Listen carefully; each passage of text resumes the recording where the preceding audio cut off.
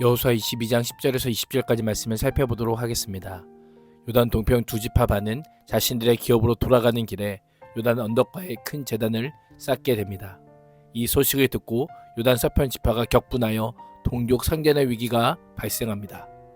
이스라엘이 분열할 위기에 놓이자 여호수아는 이 문제를 해결하기 위해 비나스를 책임자로 하는 조사단을 파견합니다. 10절에서 12절은 사건의 발달입니다. 여호수아의 축복과 권면의 말씀에 들은 요단 동편 두 지파 반의 군사들은 자신들의 기업으로 돌아갑니다. 가나안 땅 요단 언덕가에 이르자 그곳에 큰 제단을 쌓습니다. 구약시대에 단을 쌓는 것은 크게 두 가지 이유에 썼습니다. 하나는 하나님이나 다른 신에게 제사하기 위함입니다. 다른 하나는 제사와 무관하게 어떤 사건이나 계약을 확실하게 하기 위해서였습니다. 두 지파 반이 큰 단을 쌓은 것은 후자의 목적이지만 이미 실로 성소에 하나님을 섬기는 제단이 있었기에 이와 별도의 제단을 쌓는 것이 나머지 지파로 하여금 우상 숭배를 위해 단을 쌓았다고 오해하는 결과를 가져오게 된 것입니다. 요단 동편 지파의 입장에서 하나님을 향한 신앙적인 행동이라면 나무랄 데가 없습니다. 그러나 한 가지 아쉬운 것은 서편 지파 사람들에게 이 사실을 알리지 않은 것입니다. 그로 인해 오해를 불러온 것입니다. 요단 동편의 지파가 제단을 쌓았다는 소식을 듣자 요단 서편의 이스라엘 백성들은 이것을 배도로 간주합니다. 곧장 이스라엘 자손의 온 회중이 성소가 있는 실로에 모여 그들과 싸우러 가고자 합니다.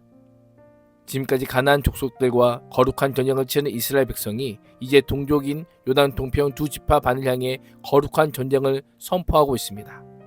전쟁을 선포한 이유는 하나님의 제단은 오직 한 곳에만 설치해야 한다는 율법의 규례와 만일 이 규례를 어기고 다른 단을 만들고 이방신을 섬기는 성읍이 생긴다면 그 거민을 칼날로 죽이고 진멸하라는 하나님의 율법 때문입니다. 이스라엘 백성들의 이러한 반응은 결국 하나님의 율법을 지키고 거룩한 백성 가운데 우상 숭배와 세속적 범죄가 발붙이지 못하게 하려는 신앙적인 열심에서 나온 의로운 분노라 할 수 있습니다. 선한 동기이지만 올바른 결정은 아닙니다. 왜 그럴까요? 진상이 정확하지 않기 때문입니다. 요단 동편 지파가 제단을 쌓은 것은 형제됨의 증거를 남겨 후세에 증거하기 위함이었습니다. 그런데 전쟁을 준비를 위한 모임은 지도자인 여호수아에 소집된 것도 아니고 자발적인 것이고 그 결정 내용도 오해에 의한 경솔한 것이었습니다. 하나님을 위해서라고 외친다고 정당하지 못한 과정이 정당화되는 것은 아닙니다. 사건을 보는 각도에 따라 해석이 다를 수 있음을 잊지 말아야 합니다. 어떤 일이 벌어지면 그것을 성급하게 판단하기에 앞서 상대방의 참뜻이 무엇인지를 먼저 파악할 수 있어야 합니다. 13절에서 20절은 이스라엘 자손이 비나스와 두령들을 파견함입니다.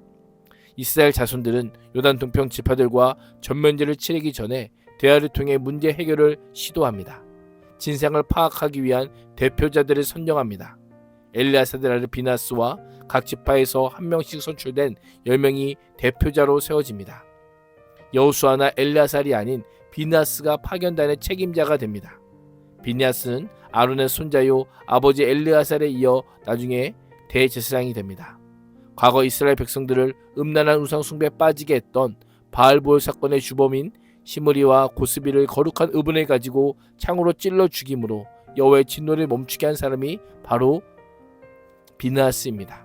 하나님께 영원한 대제사장의 직분의 언약을 받은 자가 비느하스입니다. 이러한 제사장 비느하스를 중심으로 각 지파의 지도자로 구성된 대표단을 파견한다는 것은 이 사건이 얼마나 심각한지를 보여주고 있는 겁니다. 대표단들은 길르앗 땅 요단 동편 지역에 이르러 요단 동편 지파들을 만납니다. 16절에 의하면 이스라엘 온 회중은 너희가 어찌하여 이스라엘 하나님께 범죄하여 오늘 여호와를 따르는 데서 돌아서서 너희를 위하여 제단을 쌓고 너희가 오늘 여호와께 거역하고자 하느냐라고 묻습니다. 이 질문에는 별도의 제단을 쌓은 것이 하나님께 범죄하는 것이요 여호와를 배반하는 것이라는 뉘앙스가 담겨져 있습니다. 특별히 범죄라고 한 단어는요 보통 종교적 규례를 파괴하거나 위반하는 의식적인 배신 행위를 가리킵니다. 요단 서편 백성들의 행위를 의도적 율법 위반으로 여기고 하나님을 대적하는 종교적인 배신 행위로 단정하고 있는 겁니다. 거역하다라는 것은 언약을 위반하는 것처럼 정성적인 관계를 일방적으로 깨고 배반하는 경우를 가리킵니다. 그래서 이러한 표현은 이스라엘 백성이 언약 백성으로 언약 안에서 지켜야 할 본분을 배반하고 하나님을 대적하는 자리에 있음을 알려주고 있는 겁니다. 이 대표단은 과거의 사례를 언급하는데요. 바알볼을 섬긴 죄로 인해 엄청난 재앙을 받았음에도 불구하고 그것이 부족하여 이제 요단 강가에서 다시 우상을 섬기기 위한 제단을 만드느냐라고 질책합니다. 하나님께 회개하고 돌이켰지만 그 죄로 인한 심판으로 수많은 지인들을 잃었습니다. 하나님을 향한 두려움도 그때의 상처와 아픔도 아직까지 남아있다라는 겁니다. 요단 동편 사람들을 지적한 비느하스와 10명의 대표단들은 이 사람들에게 하나님의 진노를 막기 위해 실제적인 대안을 제시합니다. 어떤 대안입니까? 만일 너희 소유지가 깨끗하지 않다면 여호와의 성막에 있는 여호와께서 소유하신 그 땅으로 건너와 우리와 함께 나눠 쓰자라는 제안입니다. 비느하스와 대표단은 책망만 하지 않고 양보와 희생은 물론 문제를 해결하겠다라고 하는 책임까지 보이고 있습니다. 우리가 상대를 정죄하고 비방하는 것은 쉽지만 그들을 품는 것은 어렵습니다. 상대를 배려하는 마음과 행동이 있을 때 오해와 갈등을 풀려지게 됩니다. 공동체의 회복을 위해 기꺼이 손해를 감수하겠다는 희생정신, 그 마음이 진정한 사랑임을 보여주고 있는 겁니다. 이 조사단은 또 하나의 사례를 통해 문제의 심각성을 강조하는데요.